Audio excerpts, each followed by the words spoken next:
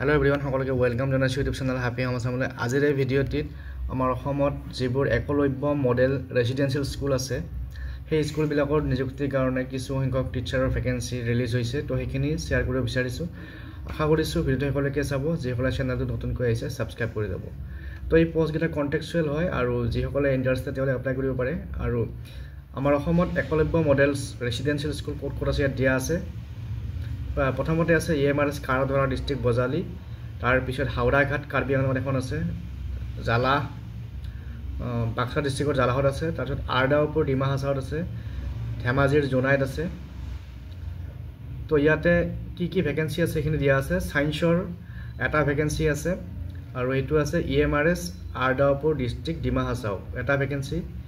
তো টোটেল ছায়েন্সৰ এটা ভেকেন্সি আছে। মেথমেটিক্সৰ এটা ভেকেন্সি আছে খাৰাধৰা EMRS খাৰাধৰা ডিষ্ট্ৰিক্ট বজালি এটা ভেকেন্সি।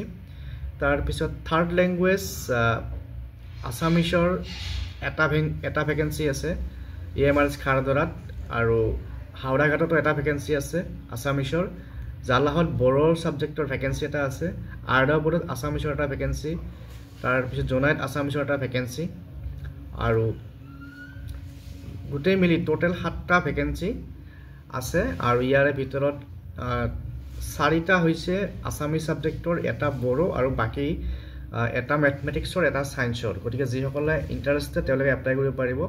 এজ লিমিটটো ইয়াত দিয়া আছে 21ৰ পৰা 60 ইয়াৰ্ছলৈকে আছে।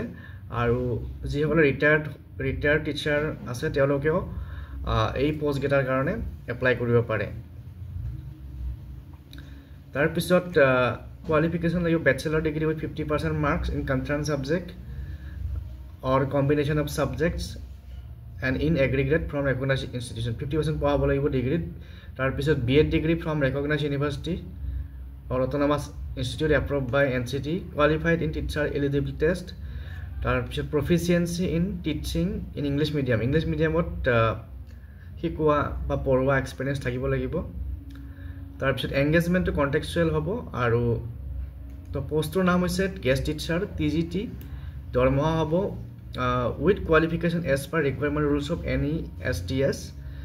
তো যিখিনি ৰিকুৱাৰমেণ্ট ৰুল আছে নেশ্যনেল এডুকেশ্যন যিটো ট্ৰাষ্ট আছে সেই ট্ৰাষ্টৰ মতে বা যিটো একলব্য মডেল স্কুলৰ যি ৰুল আছে সেই ৰুল মতে যিসকলৰ কোৱালিফিকেশ্যন আছে তেওঁলোকৰ কাৰণে হ'ব 33,000 পাৰ মান্থ, আৰু যিসকলৰ